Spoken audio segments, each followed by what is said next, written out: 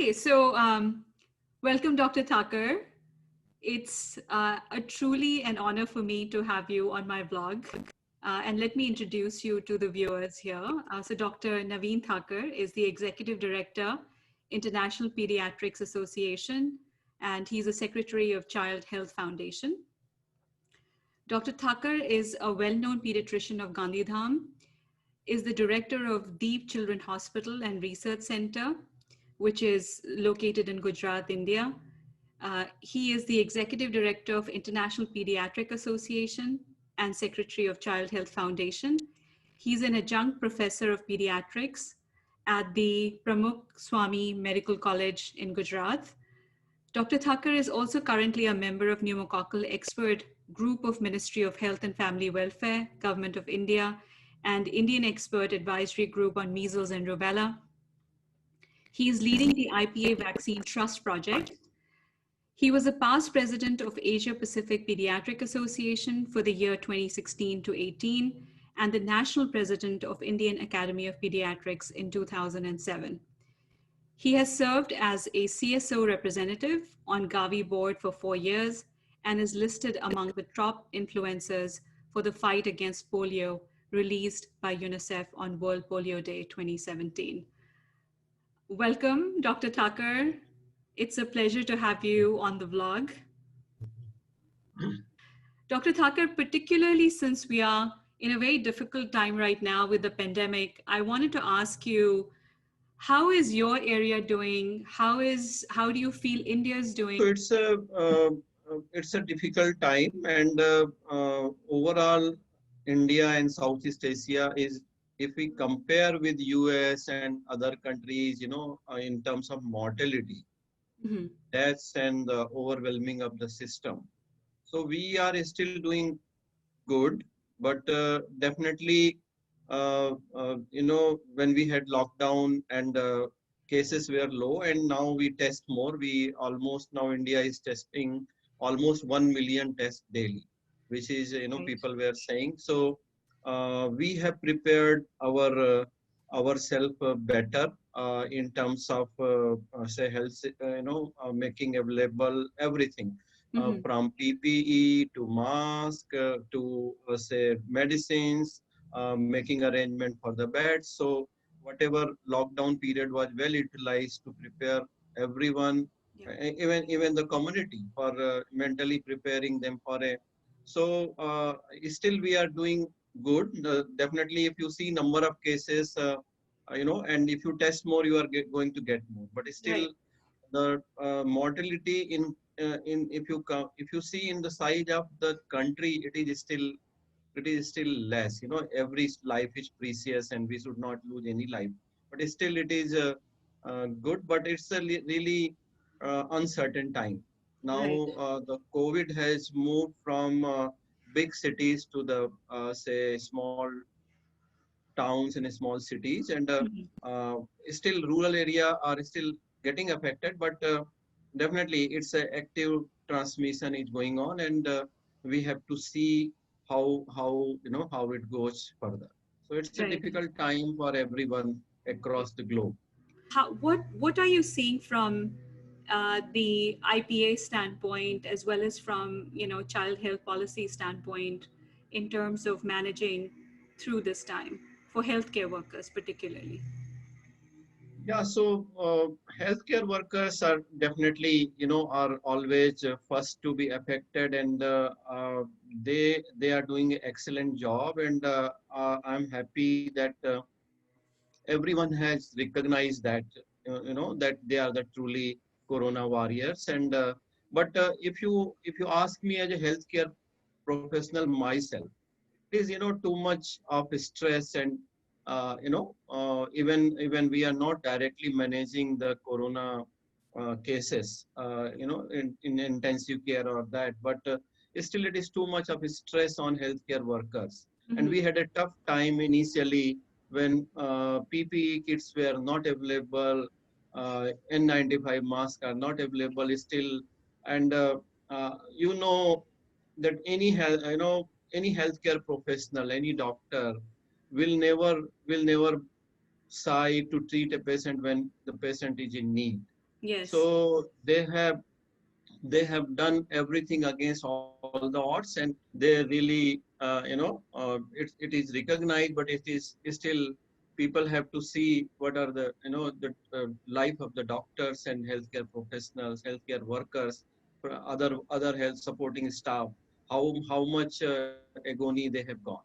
So it's a difficult time, and now we at least have we know how to protect ourselves, and how we have all the gadgets available, but still still there are recently there are a good number of doctors have died in the COVID, and that's very unfortunate.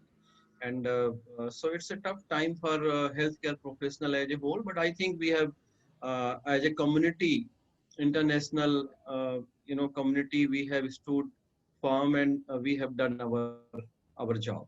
What advice do you have for people who have young children at home? They may have grandparents, at home.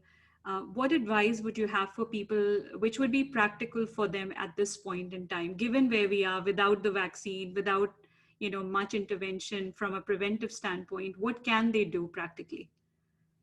So it's now there is a lot of evidence how the COVID is transmitted, and so it's a very first thing, we are there for a long haul. It's not going to be over immediately, and vaccine will come, how it will be distributed, and what happens. So it's going to be, it is testing our mental strength. It's a really testing time, how we continue to stand firm and face this. So those who have children, younger children at home or elderly, though children and elderly are not advised to go out, as far as possible. Right. But at the same time, it is very important the young people who are at home and they are going out, they should always think that there is somebody at home where if I take infection with me. So it's a social distancing.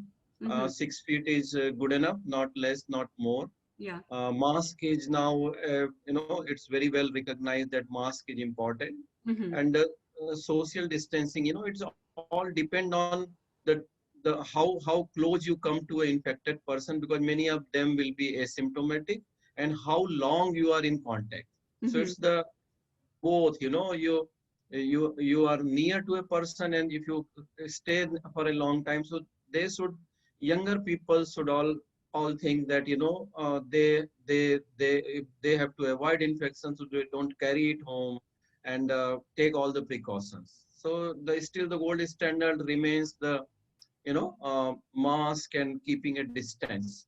There are lot of there initially there was a lot of focus on surface transmission. It is still there, but we now know that it is mainly through the droplet, and we have to avoid that if we really want to, and particularly those elderly who have comorbid, they should keep it under control. So that's a very important, and we should not give up. Now it's all more than 6 months, but it's still, or even more. I think now we are in eighth month Yes. of the pandemic. So this is going to be there for some time, and we should not lose our patience. Once you lose and let go your guard, then you are in trouble. Yeah.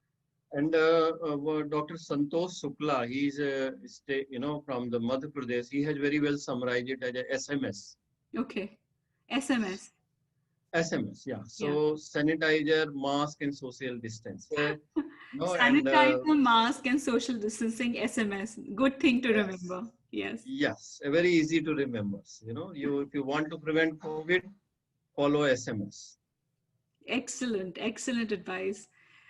Um, we're also talking a lot about vaccines for COVID. Everybody's anticipating and thinking that, that absolutely needs to happen in order for us to take control of this disease. How do you make sense then, given the history that we have of diseases and prevention, of vaccine hesitancy, Dr. Thakur? I know you've done a lot of work on that, but how do you make sense in these pandemic times of people who are still very skeptical of vaccines? Yeah, so it's a really, again, as WHO Director General has said, vaccine hesitancy was listed as one top 10 priority, global priority in 2019. Hmm. And then after this declaration of this pandemic, the WHO Director General in February has declared we have one more epidemic, and that's the infodemic. And Mm. let me tell you, Anjana, it's getting worse and worse. Mm.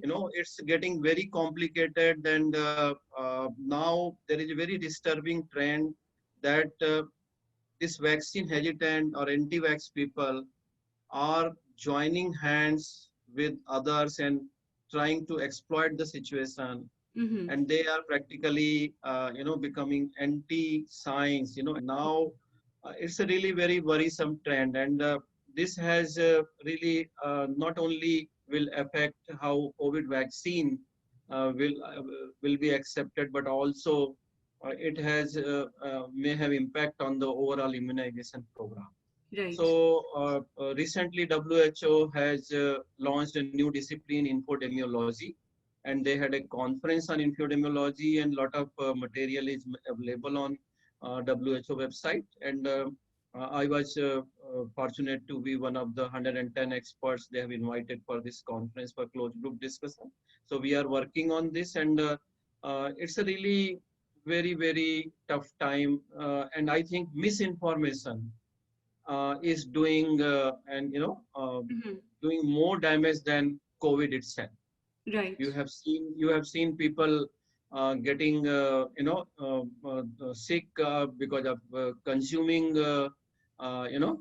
say bleach, or in Iran there was something they consumed something. So it's a really very scary, and that's the equally important as COVID itself.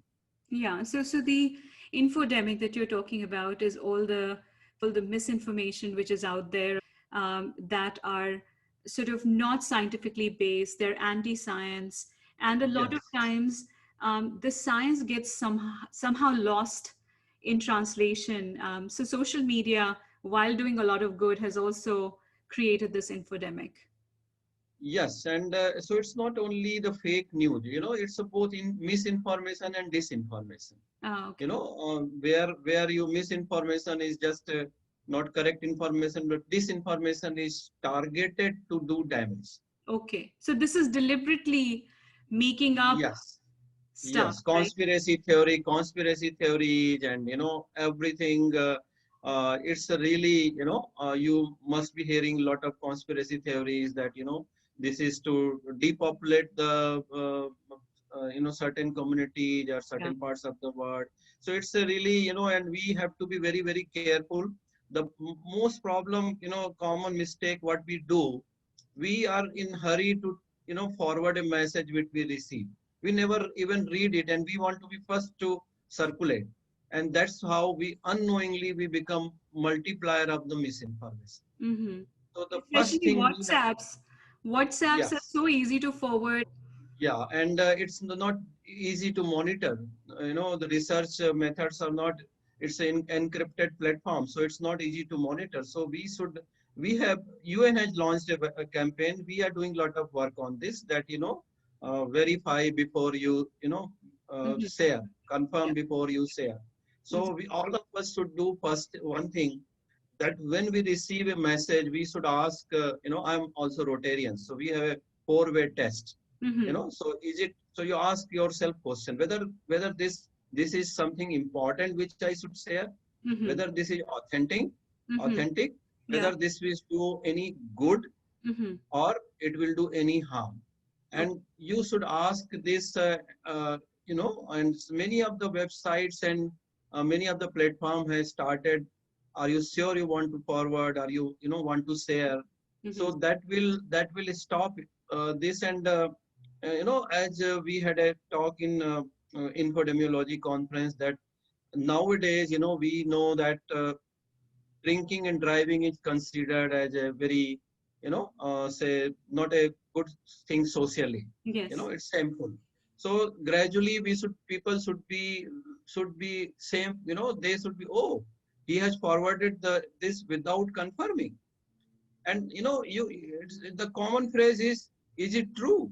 Mm-hmm. See, these groups are not to verify information. There are other sites which are available, and widely everyone knows, or you can find out where you can go and verify. But please Yeah. don't share or forward without confirming. Right. We have a local Indian Medical Association group where we have 187 members. So Mm-hmm. one member posts that, then it goes to 187 multiplies, and this is how it multiplies. Right. Right. So So never forward. understand. So understand if it's important. Confirm if it's authentic. Think about whether it's good or it's bad. Yeah, and don't forward just to confirm. Mm-hmm. You are unknowingly becoming multiplier of misinformation. I think if your blog can convey this information, that will do a great help to the controlling this infodemic. Right. And people just stop using this unnecessarily forwards. That will be great. So this message is for everyone, particularly our journalist friend, Mm-hmm. that or anybody who is trying to counter the myths. You have to phrase your headlines very carefully. Mm-hmm. What even WHO sites you see, they will say, is 5G going to kill people? Then below you will find information, no, it doesn't kill the people. So see, this is not the way that headlines should be that formulated. Yeah. If you are put something which is negative, then it definitely is going to reinforce the myth, because most of the people don't read all the details. Yeah. And second technique which they have found useful is inoculation theory. If you instead of say fighting the person or anyone who is spreading the myth, if you expose their motive and Mm-hmm. the technique they are using. Yeah. And if you just have tell people that these are the techniques being used, these are the way why people do this, say political gain, monetary gain, socially want to be socially more acceptable, then people will, when they will see that misinformation, they will say, oh, I know Mm-hmm. they are using this technique, and I am not going to be fooled. And this was told by an Australian researcher. Whether you are liberal or Democrat, nobody wants to be fooled. Mm. So if you inoculate people in advance, tell the tactics they are used. There are 3-4 tactics they are used: false information, Mm-hmm. wrong context, and all that. So if you tell people, they will not be fooled and they will be careful. So these are the scientific method.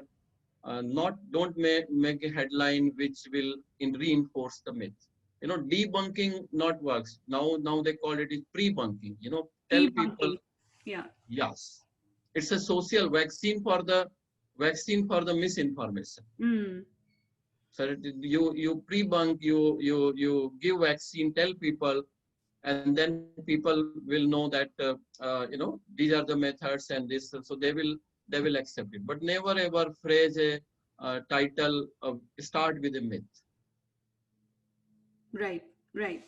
So what you're saying is that really understanding the motive behind why people do what they do, Yes. understanding the credibility of their background, where they're coming from, what they're saying is really important to pre-bunk the myth, not just debunk, but pre-bunk it. Yeah. And Debunk misfires. Debunk misfires. And just like we would not drink and drive, we should also be very careful when we are forwarding messages to make sure that they're authentic and that they're important and they're doing good rather than doing bad, and inadvertently being a multiplier of these very negative and false informations. Yes.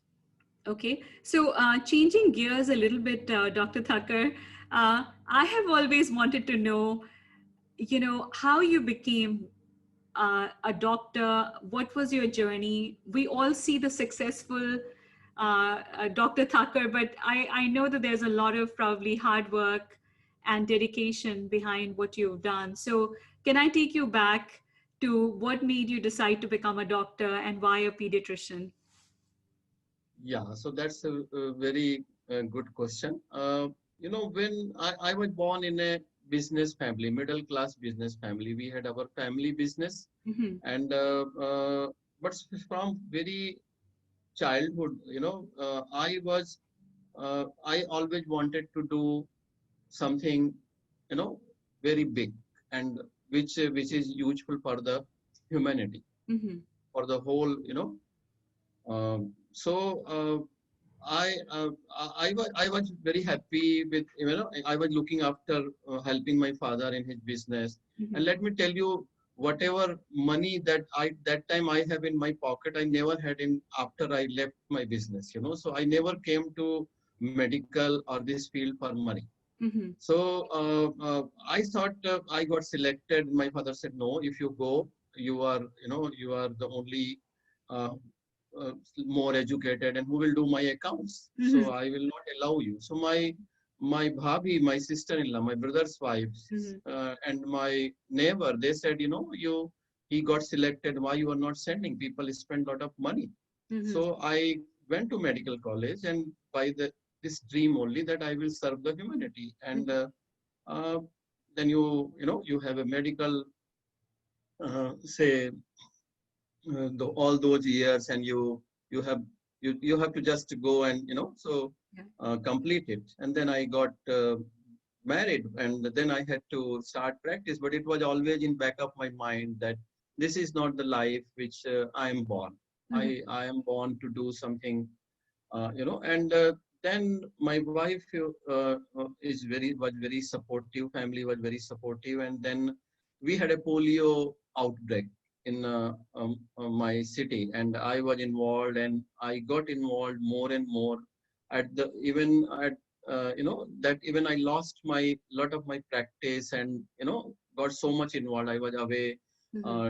uh, in helping that. So that was starting my journey. And gradually, I was definitely, I have to support my family, so I have to do my practice, but also I got involved. And then I had a chance to work through Rotary Club and Indian Academy of Pediatrics. And you know from polio I got involved to vaccines, and because I realized the power of vaccines. So this is how it goes on. And today I'm here. So still, it's still, I know I have not finished my job. And still, so whenever I you know formulate any program, or I do something, I go on working for many years on that same. So polio eradication, now it's almost say 30 years I am working. And uh, then now the latest person is vaccine confidence and misinformation and all that. So my the simple thing is, whatever you believe, you should pursue that. And it's very important to get support of your family. So when like my wife, uh, let me open up today. When I was president of Indian Academy of Yes. Pediatrics, Yes. and the people think that I was doing a lot of travel, making a lot of contacts, and bringing a lot of resources. Mm-hmm. But when I finished my presidency, my wife told me, because I was always away. Mm-hmm. So she was arranging some money to support family, so my work doesn't suffer. Mm. So definitely, if you are, nobody will believe that. They will.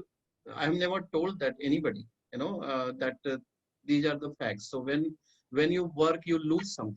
And I was prepared to do that. I was prepared to lose having fancy cars or fancy bungalows or whatever. And Mm-hmm. dedicate myself, because that's what I think my purpose of my life. And still, the children, I feel that I can do a lot for children. And so that keeps me going. Whenever I down, I remember when I was working on polio, Mm-hmm. and there are instances that when I said, oh, I'm now, it went on for very long. Polio eradication went on for very long. And I thought I'm tired. But um, um, again, one more incident. We went to a temple, and I was just thinking that, now I have to stop and maybe look my practice. And I saw the pujari, the priest who was doing, arti, Yeah. he had polio. I could see his, he had a polio. So that's the way God was giving me less, message that you continue to work, and definitely you need a lot of support from your family, otherwise you can't do it. And I was fortunate to have that.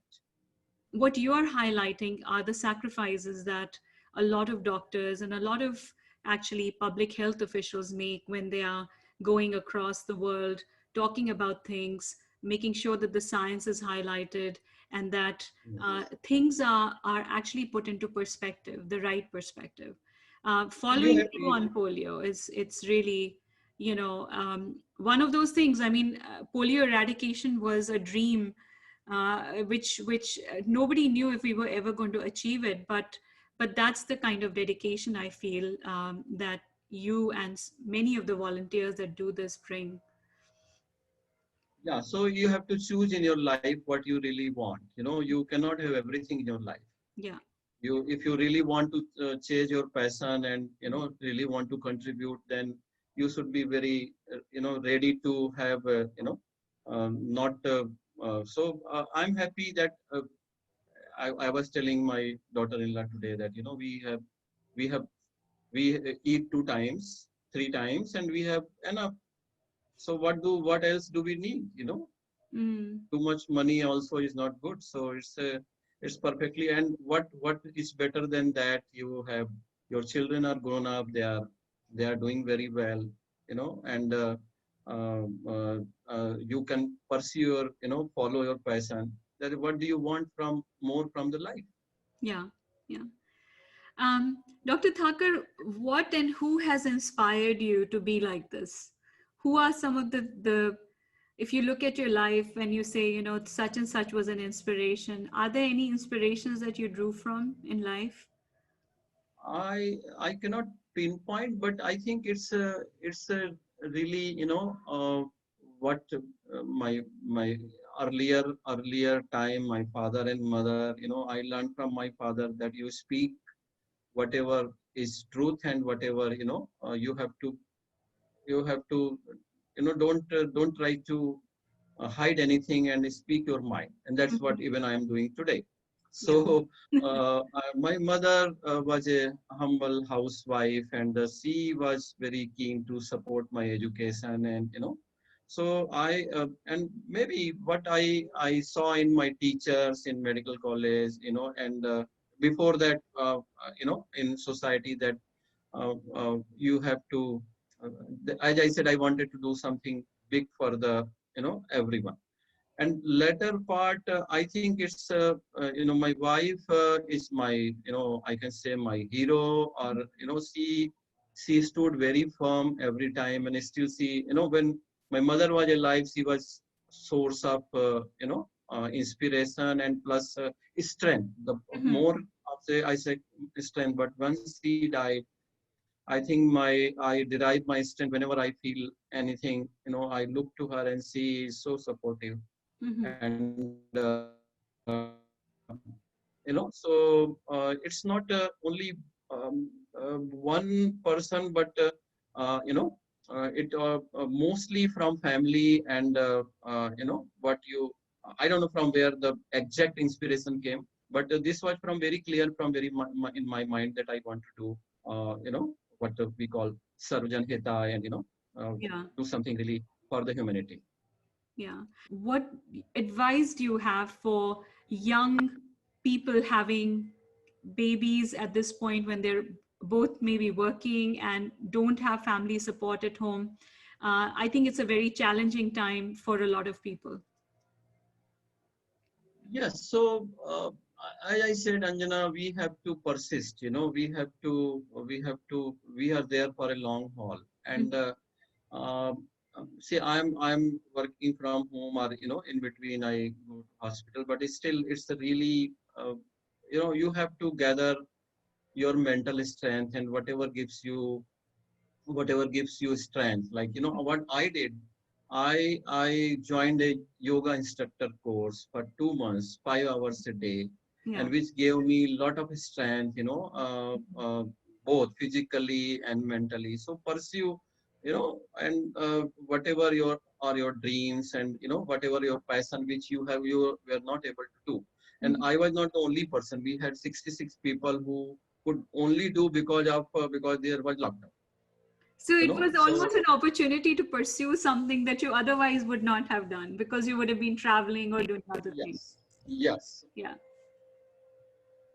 yeah. But as far as career and passion, you should never give up, never compromise, and you have to uh, uh, see that you don't compromise on pursuing your dream. And it's like it doesn't happen one night.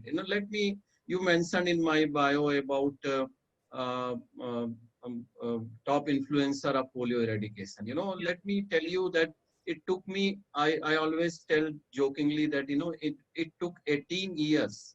How it happened. I was coming back from a Gavi board meeting, and I was in say Abu Dhabi airport, Hmm. and I saw on Twitter, message that Amitabh Bachchan has tweeted, and that list, that he is the top influencer, and that list contains your name. Hmm. So it was such a after so many years of your work, there was no recognition for many years, maybe 10 years, 15 years. And suddenly, so if you continue to pursue your dream, your passion, someday somebody there is what I still don't know how they judge it or whatever. Why not other people who have lot of Yeah. papers and all that? But Mhm. so you have to persist and continue, and one day you may get recognition, you may not get, but at least you have satisfaction that you have done your job. Right, right. So, Dr. Thakur, what do you want to be remembered for? What legacy would you like to leave? I don't want to be remembered. You will be remembered. It's like our that's the aim of the our spiritual journey, to not to you don't want to be remembered, but whatever, I have been given different name during different time, like Mr. Polio or Mr. OPV or whatever. When I was working on polio, then NR, father of NRP. When you remember, we did Yes, that neonatal resuscitation that's program. right. So, Yes.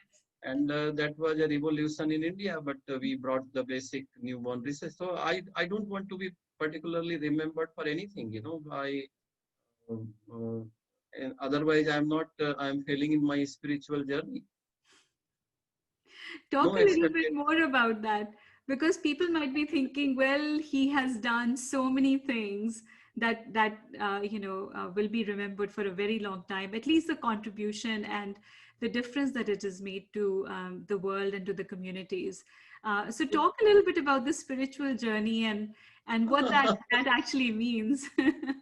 that that's the Hindu philosophy, that we should not if you are we should forget that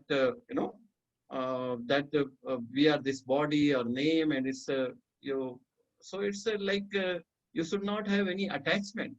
if Mhm. i if I say I want to be remembered like that, then I have an attachment. So I don't say I am very advanced in spiritual journey, but you have to try, Mhm. and that's makes your suffering less, and you're more peaceful.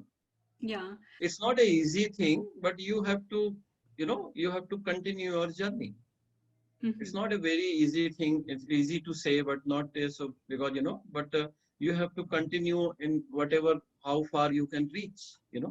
So maybe today I'm saying that I don't want to be remembered, and that's and I will continue to say that. But it's a journey, where you have to pursue and reach to ultimate aim.